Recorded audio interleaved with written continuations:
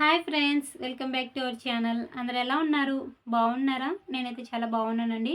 ఈరోజు మరో ఇంట్రెస్టింగ్ టాపిక్తో ముందుకు వచ్చేసా. ఇది అబ్బాయిలకి 100% యూస్ అవుతుందండి. అయితే మీరు అమ్మాయిలని ఇష్టపడుతూ ఉంటారు, వాళ్ళని మ్యారేజ్ చేసుకోవాలి అని కోరుకుంటూ ఉంటారు. అయితే మీరు కొంతమంది అమ్మాయిలు మిమ్మల్ని మోసం చేసి వెళ్ళిపోవడం అలా జరుగుతూ ఉంటాయి. అయితే మీరు ఇప్పుడు నేను చెప్పే అమ్మాయిలకి దూరంగా ఉంటే మీ లైఫ్ అనేది చాలా హ్యాపీగా కొనసాగుతూ ఉంటుంది. అయితే ఫస్ట్ వచ్చేసి మీకంటే వయసులో ఎక్కువ ఉన్న అమ్మాయిలకి, మహిళలకి మీరు దూరంగా ఉండాలండి.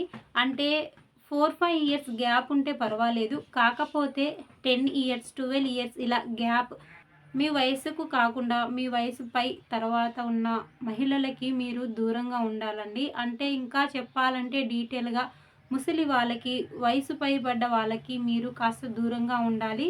తమతో మీరు ఫిజికల్‌గా లేపోతే ఇంకేమైనా చాలా డీప్‌గా మీరు తమతో కనెక్ట్ అయ్యి ఇంటిమేట్ అవ్వడం జరిగిందే అనుకోండి, మీకు ఫ్యూచర్‌లో చాలా ప్రాబ్లమ్స్ అనేవి ఫేస్ చేయాల్సి ఉంటుంది.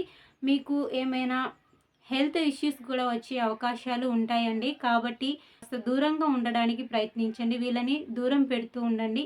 నెక్స్ట్ వన్ వచ్చేసి చాలామంది అమ్మాయిలు మల్టిపుల్ రిలేషన్‌షిప్ అనేది మెయింటైన్ చేస్తుంటారు. ఇద్దరు, ముగ్గురు బాయ్ ఫ్రెండ్స్‌ని మెయింటైన్ చేసే అమ్మాయిలకు కూడా మీరు దూరంగా ఉండాలండి. అంటే మీరు తనని చాలా ఇష్టపడుతూ ఉంటారు. పెళ్లి చేసుకోవాలి అన్నట్టుగా మీరు చాలా ప్రేమిస్తూ ఉంటారు. అంటే బాయ్స్ ఎంత ఫేక్‌గా ఉన్నారో గర్ల్స్ కూడా అంతే ఫేక్‌గా ఉంటారండి. కాబట్టి మీరు తనని ట్రస్ట్ చేసి, నమ్మి, తన మాయలో పడి తనని పెళ్లి చేసుకోవాలి, తనతో కలిసి ఉండాలి అని మీరు ఎన్నో కలలు కంటూ ఉంటారు. కానీ ఇలా మల్టిపుల్ బాయ్ ఫ్రెండ్స్‌ని మెయింటైన్ చేసేవాళ్ళు అసలు వాళ్ళకి ఇవన్నీ ఏం నప్పవండి. వాళ్ళు ఉన్నామా లేదా అసలు లవ్వు అలాంటి ఏం ఉండదు. తన మనసులో అసలాంటి ఏం ఉండవండి వాళ్ళకి. వాళ్ళు వీడు కాకపోతే ఇంకొకడు, వీడు కాకపోతే ఇంకొకడు అన్న ఆలోచనలోనే వాళ్ళు ఉంటూ ఉంటారు. కాబట్టి ఇలాంటి అమ్మాయిలని మీరు ఒకవేళ లవ్ చేసి రిలేషన్‌షిప్ అనేది మెయింటైన్ చేస్తే వాళ్ళని అవాయిడ్ చేయడానికి ప్రయత్నించండి. ఇలాంటి అమ్మాయిలకి అస్సలు పడిపోవద్దండి. ఇలాంటి అమ్మాయిల్ని మీరు దగ్గర చేయడం ద్వారా మీకు మెంటల్‌గా హెల్త్ ఇష్యూస్ అనేవి వచ్చే అవకాశాలు ఉంటాయి. కాబట్టి మల్టిపుల్ రిలేషన్‌షిప్‌ని మెయింటైన్ చేసే అమ్మాయిలకి దూరంగా ఉండండండి. నెక్స్ట్ వచ్చేసి మీ బంధువుల అమ్మాయిల్ని మీరు ఇష్టపడుతూ ఉంటారు. రిలేషన్‌షిప్ అనేది స్టార్ట్ చేస్తూ ఉంటారు. పైగా కొంతమందయితే మ్యారేజెస్ కూడా చేసుకుంటూ ఉంటారు. అంటే మ్యారేజ్ చేసుకోవద్దా అంటే చేసుకోవద్దని కాదు. కాకపోతే మీరు కొత్తలో బాగానే ఉంటుంది. మ్యారేజ్ అయిపోయిన తర్వాత ఇగ కొంతకాలం గడిచిన తరువాత మీరు చాలా ఇష్యూస్ అనేవి ఫేస్ చేస్తూ ఉంటారు. సాధారణంగా మీరు బయట చూసుకుంటే కనుక మీ బంధువుల్లో మీరు చూసుకోవచ్చండి. చాలా వాళ్ళ ఫ్యామిలీ ఇష్యూస్‌లో గానీ, చాలా వరకు చాలా గొడవలు, ఇంకా చాలా డీప్‌గా అనేవి జరుగుతూ ఉంటాయి. కాబట్టి బంధువుల తరపున అమ్మాయిని గానీ, మీరు ఒకవేళ రిలేషన్‌షిప్‌లో ఉన్నా సరే, ఇలాంటి వాళ్ళకి మీరు దూరంగా ఉండడమే చాలా మంచిదండి. మీ ఆరోగ్యానికి, మీ మెంటల్ హెల్త్‌కి చాలా మంచిది. నెక్స్ట్ వచ్చేసి తెలియని అమ్మాయిలతో మీరు పరిచయం పెంచుకొని బాగా ఇంటరాక్ట్ అయ్యి వాళ్ళతో ఫిజికల్‌గా కలవడం అలాంటివి చేస్తూ ఉంటారు చాలామంది అబ్బాయిలు.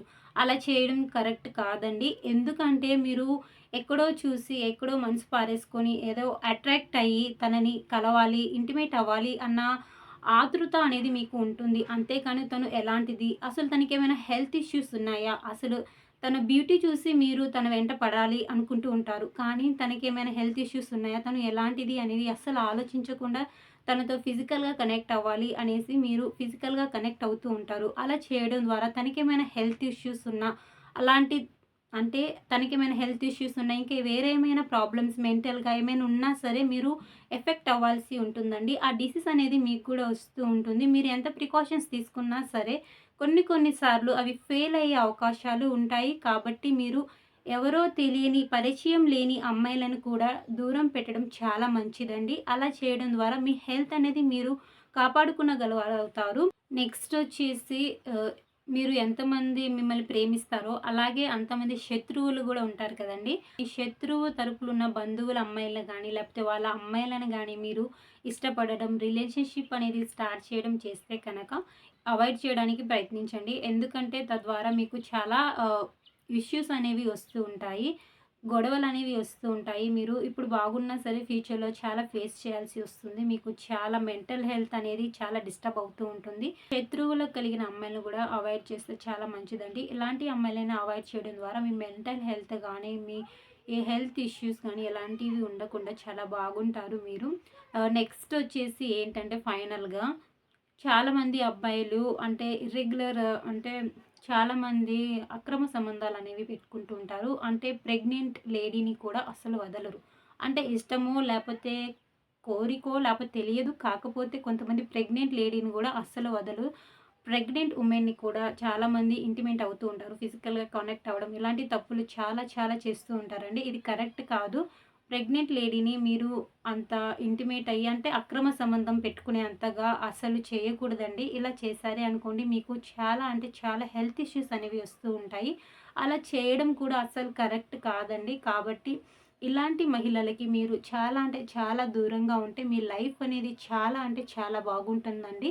ఎలాంటి రిస్క్ గానీ, ఎలాంటి మెంటల్ హెల్త్, ఎలాంటి డిసీజ్ మీకు రాకుండా మీరు చాలా క్షేమంగా ఉంటారు. కాబట్టి ఇలాంటి అమ్మాయిలని మీరు అవాయిడ్ చేస్తే చాలా బాగుంటుంది. ఈ వీడియో మీకు చాలా యూజ్‌ఫుల్‌గానే ఉందనుకుంటున్నా. వీడియో నచ్చితే ఒక లైక్, షేర్, కామెంట్ కూడా చేసేయండి.